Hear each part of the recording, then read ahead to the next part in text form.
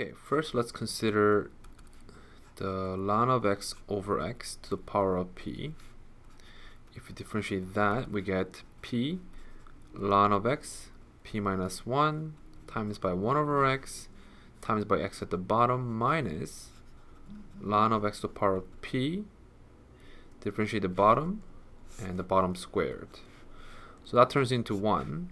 So we have, we can factor out ln of x to the power of p minus 1, and we get p times ln of x minus 1.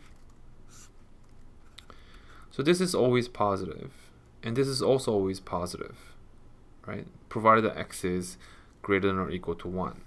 If it's actually equal to 1, it's 0. The whole thing will turn into 0.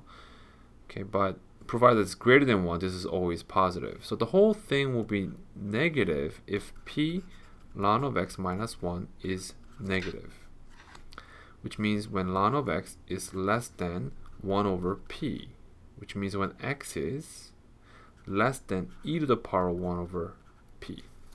Okay, which is not good. So, but note that when I divided both sides by p, I assumed that p was positive. If p was negative, this would have actually flipped. Okay, this would have flipped. So what we want here is that we want p to be negative. Okay, p is negative. When I divide both sides by p, we get a negative value. That means x, as long as x is greater than e to the power of 1 over p, so we get some negative value as an exponent, but this is still going to be a positive value.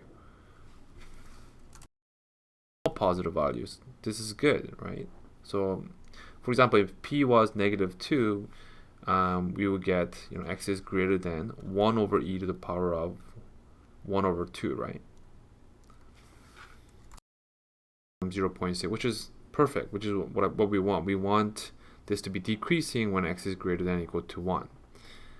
Okay, so far we have p needs to be negative. So let's check the second case. The limit of n approaches to infinity for ln of n to the power of p over n.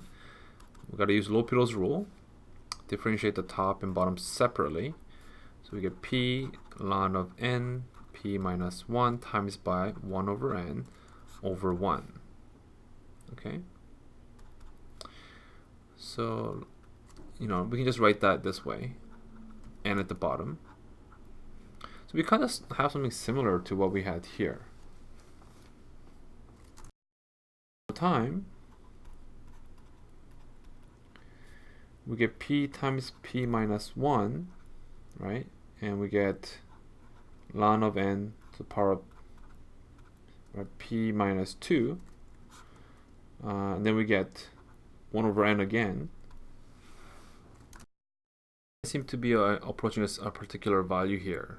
But note that if p was negative, or actually negative or equal to 0, if negative, this whole thing goes to the bottom, so it's going to obviously approach 0. But if it was equal to 0, 1 over n will still approach 0.